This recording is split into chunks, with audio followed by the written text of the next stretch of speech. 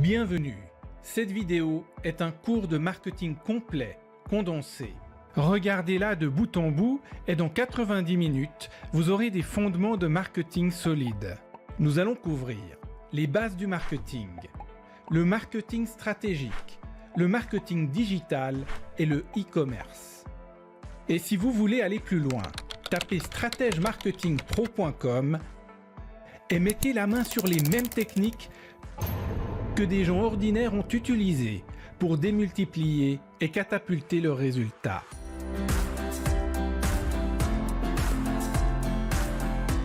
Allez sur stratègemarketingpro.com.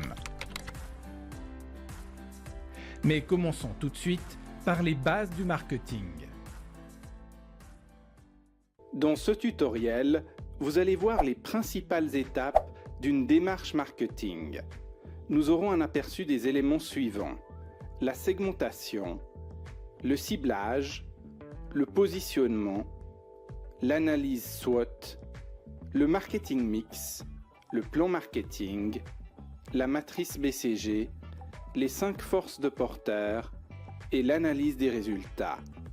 Commençons par la segmentation.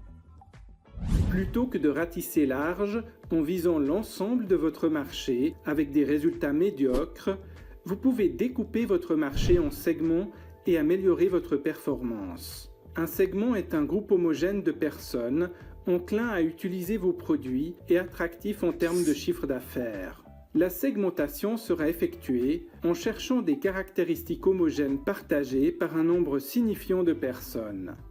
Soit des caractéristiques comme leurs besoins spécifiques, leurs données socio-démographiques, géographiques ou encore leur comportement d'achat. Évidemment, il faudra veiller à ce que chaque segment ait une taille critique et qu'il soit rentable pour être légitime. Vous pourrez ainsi adapter votre offre et votre communication à chaque segment que vous avez identifié. Illustrons ceci avec un exemple simple.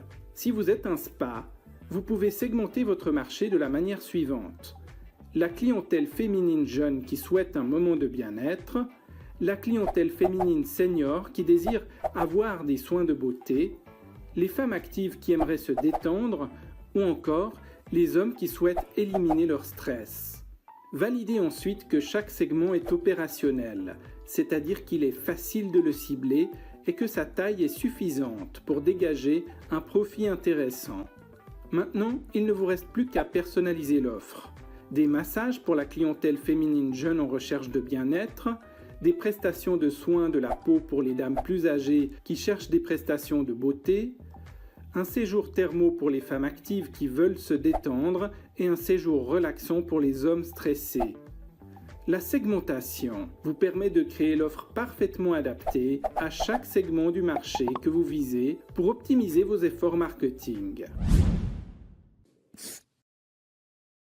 Plus vous concentrez vos efforts sur une cible précise, plus la productivité de vos investissements marketing sera élevée. Tout l'enjeu consiste à déterminer un cœur de cible clair, identifiable et atteignable qui veuille acheter vos produits.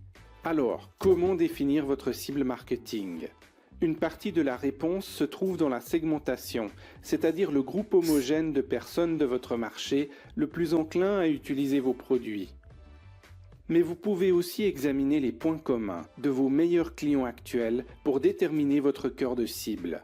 C'est le moment de créer un portrait de votre client idéal, aussi nommé avatar ou persona.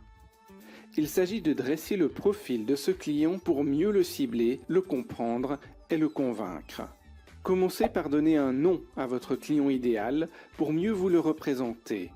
Ensuite, identifiez tous les critères socio-démographiques de votre client. Cela permettra d'affiner votre ciblage, c'est-à-dire le sexe, l'âge, la composition du ménage, le lieu où il ou elle réside, sa profession et son niveau d'études. Trouvez ses centres d'intérêt principaux et secondaires. Identifiez sa consommation des médias. Faites l'inventaire de ce qu'il ou elle lit, les livres mais aussi les magazines ou les journaux. Les émissions qu'il regarde ou écoute, les influenceurs ou leaders d'opinion qu'il suit et les films qu'il aime. Demandez-vous quels sont les rêves et désirs cachés de votre client. Que souhaite-t-il atteindre, devenir ou surmonter? Enfin, trouvez les problèmes et les obstacles qui se dressent devant votre client et l'empêchent d'atteindre son objectif. Demandez-vous ce qui le retient de vivre pleinement et sereinement. Quels sont les soucis qui l'empêchent de dormir la nuit? Maintenant que vous avez dressé le portrait ou l'avatar de votre client, vous disposez de tout ce qu'il faut pour le cibler. Il ne vous reste qu'à le convaincre, lui procurer de la valeur pour son plus grand bénéfice et le vôtre. Pour être distinctif, relevant et devenir incontournable, vous devez occuper une place de choix dans l'esprit de vos consommateurs. C'est là qu'intervient le positionnement marketing. L'esprit humain caractérise et catégorise tout ce qu'il considère pour traiter le plus d'informations possible. En tant que stratège marketing, vous allez contrôler la manière dont vous êtes perçu par vos clients, en vous positionnant sur un angle qui vous différencie de vos concurrents. Prenons un exemple simple. Lorsque les ingénieurs automobiles ont créé la direction assistée, les constructeurs pouvaient positionner leurs véhicules pourvus de direction assistée de différentes manières, soit en adoptant l'aspect sécuritaire ou en choisissant l'angle du confort de conduite amélioré. C'était un exercice de positionnement. Alors, comment vous positionner? Identifiez les deux dimensions qui comptent le plus pour vos clients et pointez les attributs de vos produits qui répondent le mieux à ses besoins.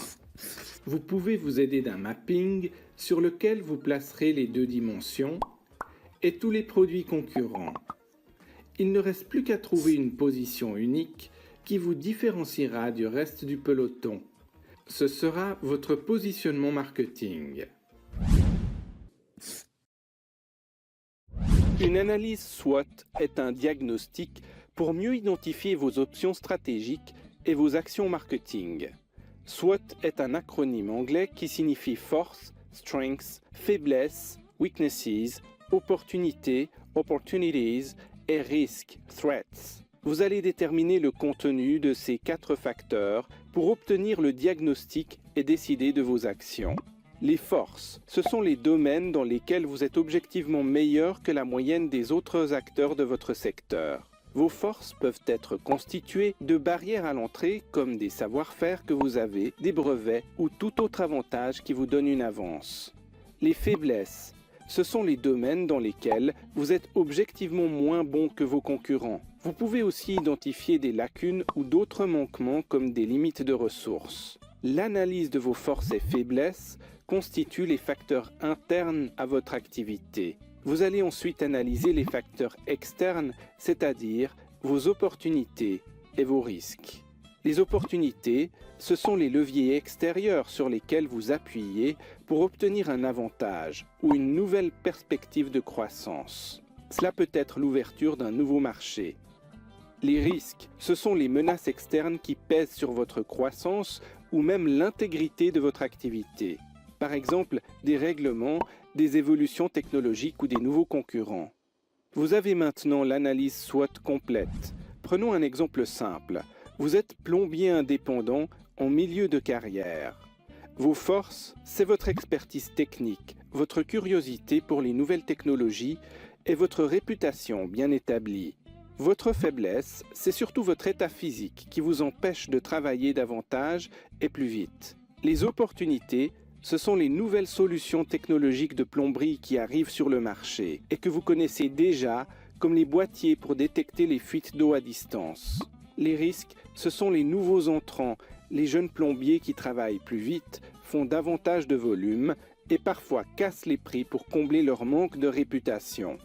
Basé sur ce diagnostic, vous pourriez choisir de vous orienter sur un nouveau créneau porteur comme la plomberie connectée en devenant spécialiste du domaine, ce qui vous permettra d'augmenter vos tarifs, de créer une barrière à l'entrée et peut-être même de vous ménager physiquement. Qu'est-ce que le marketing mix? Il s'agit de la combinaison des composants de la commercialisation d'un produit. À l'origine, il y avait 4 composants, les 4 P du marketing que voici. Le produit, c'est l'objet qui est commercialisé ainsi que tous ses attributs, y compris son emballage et les éventuels services qui sont associés. Le produit n'est pas forcément physique, il peut prendre la forme d'un logiciel ou d'un service. Le prix, c'est le tarif auquel le produit ou service est vendu. La place ou la distribution, il s'agit du canal par lequel le produit est acheminé vers le client. La distribution peut être directe ou effectuée par le biais d'intermédiaires. La promotion, ce sont toutes les actions de communication du produit auprès de la bonne cible, avec les médias adaptés. Pourquoi un marketing mix? Imaginez une pizza. L'on peut y ajouter du fromage, de la viande, des olives et même un peu de verdure. Changez la quantité de chaque ingrédient et la pizza sera différente.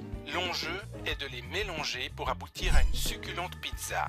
Le marketing mix est pareil. Chaque composant que vous modifiez influence le tout. Ainsi, un meilleur produit aura un impact sur le prix. Vous pouvez changer la communication, ajouter un canal de distribution et le mix sera différent. L'enjeu consiste à trouver le marketing mix optimal pour maximiser les ventes en améliorant les marges. En résumé, les 4 composants de base du marketing mix sont le produit, le prix, la promotion et la place ou la distribution. Le plan marketing magique. Après avoir fait un bilan complet de vos activités, de l'état de votre marché et défini les forces sur lesquelles vous appuyez, les faiblesses à améliorer, les risques dont il faut tenir compte et les opportunités à exploiter, définissez votre objectif quantifiable et mesurable. Par exemple, augmentez votre chiffre d'affaires de 3%. Une fois que vous avez fixé votre objectif, vous pouvez déterminer les axes stratégiques. Un axe stratégique est un pilier indispensable qui soutient votre objectif. Quelques exemples d'axes stratégiques. Préempter le segment des 15-25 ans. Recruter de nouveaux clients ou encore fidéliser des consommateurs existants. Si le but de votre plan est de générer une récolte de pommes avec un pommier, votre objectif sera l'ensemble des pommes de l'arbre. Chaque branche du pommier sera l'un de vos axes stratégiques. Sous chaque axe stratégique, vous allez définir une liste d'activités que vous allez disposer chronologiquement sur 12 mois. N'oubliez pas de définir des objectifs chiffrés pour chaque activité. Lorsque votre plan est prêt, il ne vous reste qu'à l'exécuter.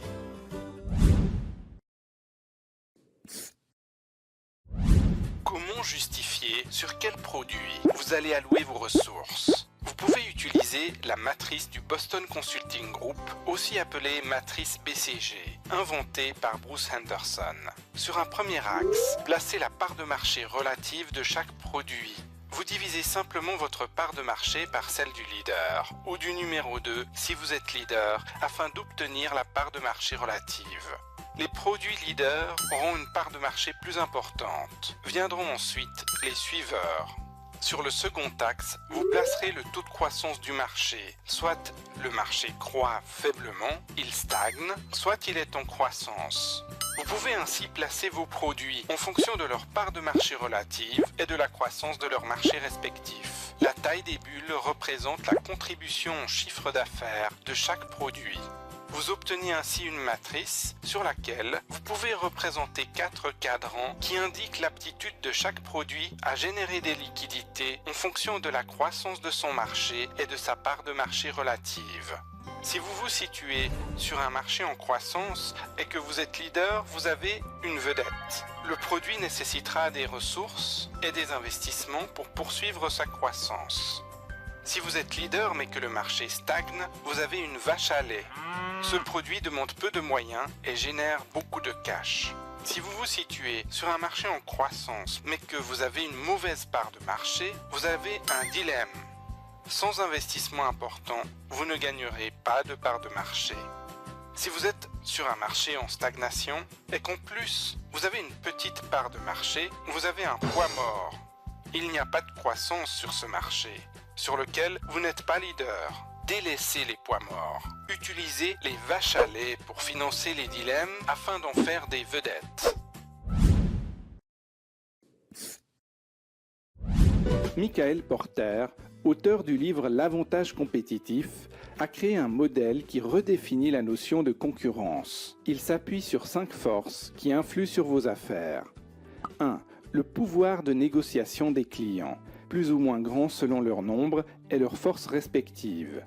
2. Le pouvoir de négociation des fournisseurs. Il varie s'ils sont nombreux, s'ils ont un savoir-faire unique ou s'il existe une autre offre similaire.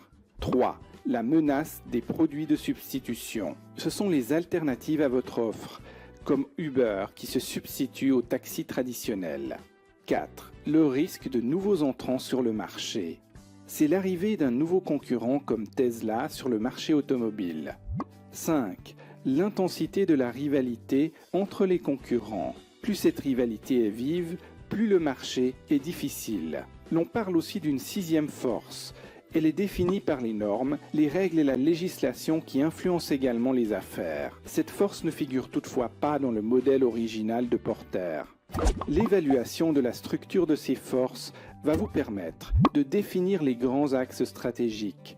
Vous allez capter des profits en évitant qu'ils ne soient grignotés par l'influence des forces qui règnent sur votre marché. Alors comment utiliser le modèle des 5 forces de Porter? Tout d'abord, analysez le poids de chacune de ces forces. Plus leur poids est important et plus la marge de manœuvre des acteurs de votre marché est limitée. Lorsque vous découvrez un moyen de mitiger l'impact de l'une de ces forces, vous obtenez un facteur clé de succès. Prenons un exemple. Imaginons que vous ayez une appli avec des exercices de yoga. Vos clients sont très nombreux et dispersés et leur pouvoir est donc moindre. Vos fournisseurs sont des instructeurs de yoga reconnus. Ils sont peu nombreux et leur pouvoir de négociation est élevé. Les produits de substitution sont des livres, des autres vidéos de yoga sur YouTube ou même des cours privés. Leur pouvoir est important. Le risque de nouveaux entrants sur ce marché. De nouvelles applis peuvent apparaître, mais vous avez l'avantage d'être déjà connu. Leur pouvoir est donc moyen. L'on dira que l'intensité de la rivalité des concurrents sur ce marché du yoga est moyenne. En regardant le résultat, vous pouvez hiérarchiser les 5 forces de Porter et mitiger chacune d'elles. Par exemple, les forces les plus importantes. Comment mitiger la force des produits de substitution? En créant vous-même un avantage compétitif, en vous spécialisant dans un domaine en vogue comme le yoga pour les professionnels stressés. Là, vous avez moins de concurrents et votre spécialisation est un facteur clé de succès. Et comment mitiger la force des fournisseurs? En créant un label de qualité que les profs de yoga pourront faire valoir, étant sélectionnés comme partenaires de votre appli. Ils perdent le label s'ils arrêtent de collaborer avec vous. Cela équilibre les forces et vous procure de la notoriété. Évidemment, vous pouvez trouver d'autres facteurs clés de succès. Mais dans cet exemple, vous avez maintenant 2 nouveaux avantages compétitifs grâce au modèle des 5 forces de Porter.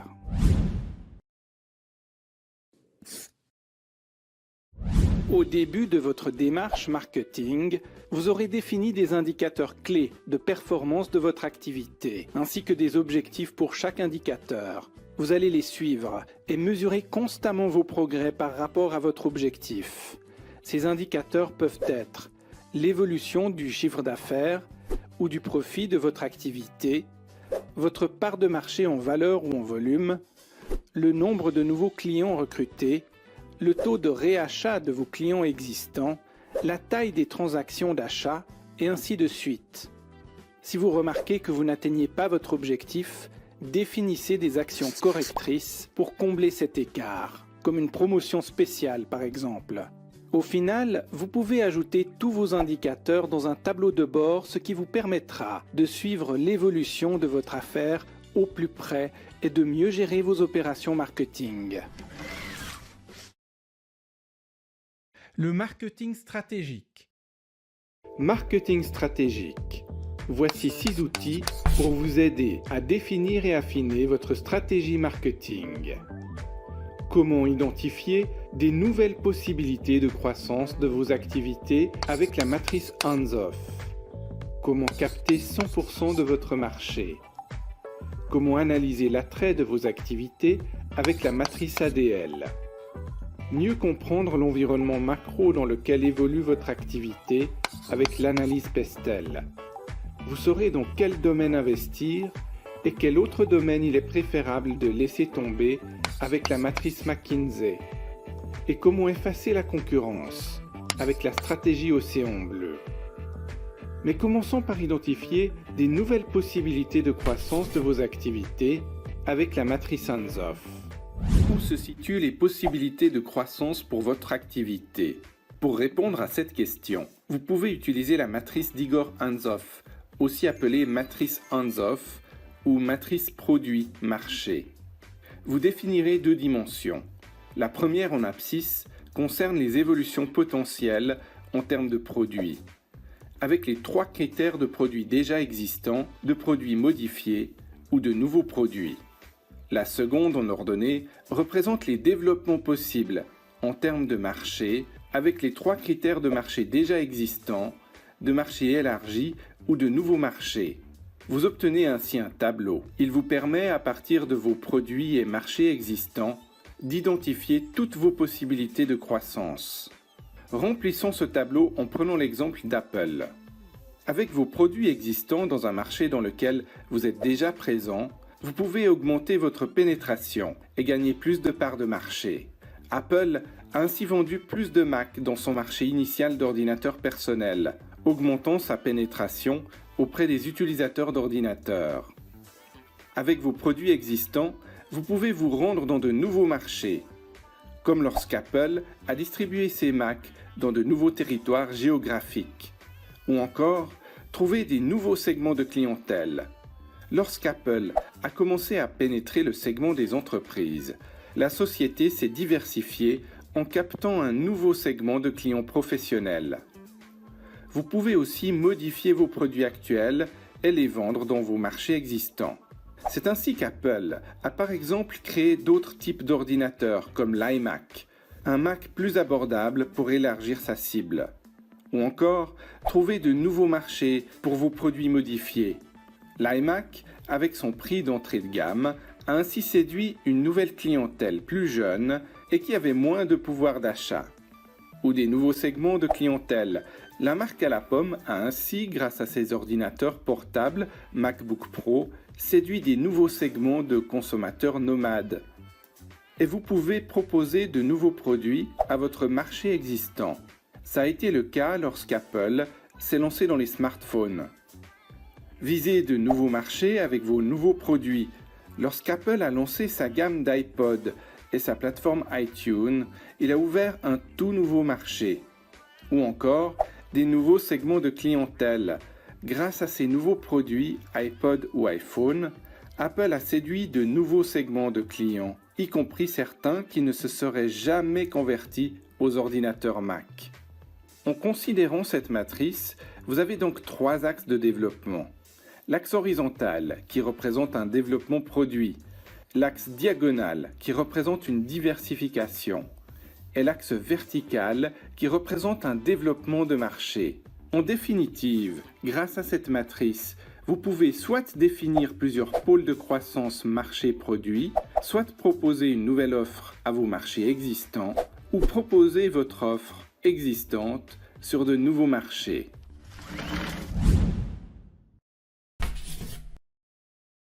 Votre problème, c'est que vous n'êtes pas le seul sur votre marché. Vous avez plein de concurrents qui grignotent chacun leur part.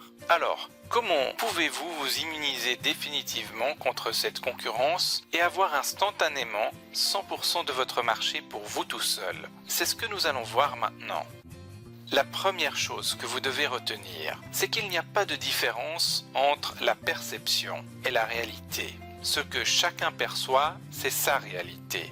Actuellement, vos prospects ont la perception que vous vous situez dans le même domaine que vos concurrents. Vous êtes boulanger comme les autres boulangers, vous vendez une crème hydratante comme les autres crèmes hydratantes, vous êtes coiffeur comme les autres coiffeurs, etc.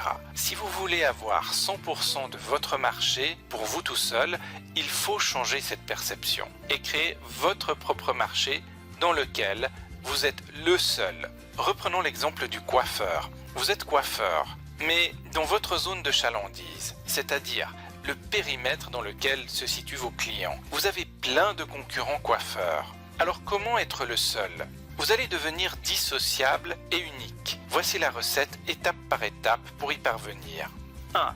Tout d'abord, redéfinissez clairement votre segment de marché. Les coiffeurs s'adressent aux dames, aux hommes ou aux enfants. Vous vous adresserez aux personnes qui veulent renouveler leur image à travers une coupe de cheveux. 2. Trouvez un nouveau nom pour désigner votre métier ou votre produit. Vous ne vous désignez plus comme coiffeur, mais allez, mettons comme créateur capillaire. Plus votre nom est unique et fait rêver, mieux c'est. 3. Adaptez votre produit ou votre service. Modifiez votre produit s'il s'agit d'un objet physique en le revalorisant ou réenchantez l'expérience que vous offrez à vos clients si vous proposez un service. L'expérience chez un coiffeur commence par identifier le besoin du client, puis un shampoing, puis une coupe, puis un autre shampoing. En tant que créateur capillaire, vous pourriez par exemple commencer par faire un diagnostic d'image complet à vos clients, puis des simulations de création capillaire sur ordinateur sur la base de photos ou même de vidéos, et enfin la création capillaire, c'est-à-dire la coupe de cheveux, tout en proposant à vos clients un suivi de leur image sur 6 mois ou sur 1 an pour garder vos clients sur la durée. 4. Changez votre manière de communiquer. Redéfinissez votre propre image pour être unique. Une image qui colle avec votre nouveau nom et votre nouveau positionnement. Et maintenant, retournons sur votre zone de chalandise. Ah, bonne nouvelle! Vous êtes le seul créateur capillaire à la ronde et vous avez 100% de votre marché. En résumé, obtenir 100% de votre marché consiste à vous rendre dissociable, unique, incomparable à l'aide de ces 4 étapes simples. 1. Redéfinir votre segment de marché. 2. Trouver un nouveau nom qui vous désigne. 3. Adapter votre offre, vos produits ou services en conséquence. 4. Communiquer différemment. Et le petit bonus dans tout ça, c'est que vous pouvez augmenter vos prix, puisque vous apportez aussi plus de valeur perçue à une cible de consommateurs mieux définie et que vous n'avez plus aucun concurrent.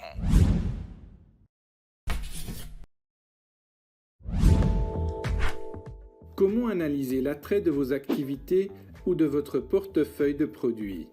Vous pouvez employer la matrice ADL, acronyme pour Arthur D. Little, du nom du cabinet de conseil américain qui l'a inventé. L'on commence par évaluer les phases de maturité de l'activité. En effet, les besoins financiers vont différer en fonction de ces phases. La phase de démarrage, qui va nécessiter de l'investissement dans des produits, de la technologie et des licences. La phase de croissance, où l'on doit développer l'activité avec des investissements lourds. La phase de maturité, dans laquelle les coûts sont optimisés, et la phase de déclin, qui consiste à rationaliser l'activité et à réduire les coûts. Ensuite, l'on évalue sa position concurrentielle, de dominante à marginale. La rentabilité augmente de manière concomitante à la force de la position concurrentielle de l'activité. Le risque de concurrence décroît logiquement en fonction de la force de la position de l'activité sur le marché. Cela nous donne une matrice. L'on peut y distinguer 3 zones. La zone de développement naturel. En regard du degré de maturité, l'on a ici une position concurrentielle qui est forte. Il faut donc continuer à développer ces activités tout au long de leur phase de maturité. La zone de développement sélective. La position concurrentielle est moyenne à faible. Ici, il faudra améliorer sa position sur le marché pour faire remonter l'activité dans la première zone. La zone d'abandon. Il s'agit d'activités dont il faudra se départir. La position concurrentielle est trop faible pour être tenable. La matrice ADL vous permet ainsi, en un coup d'œil, d'avoir une vision claire de votre portefeuille de produits ou d'activités. L'environnement large ou macroéconomique a forcément une influence sur votre activité. Mais laquelle exactement? Pour répondre à cette question, vous pouvez utiliser l'analyse Pestel. Il s'agit d'un modèle qui permet de jauger l'influence des facteurs de l'environnement large dans lequel vous évoluez. Les facteurs considérés dans le modèle Pestel sont les suivants: politique, la stabilité politique de votre pays ou région, mais aussi l'évolution de sa politique fiscale. Économique.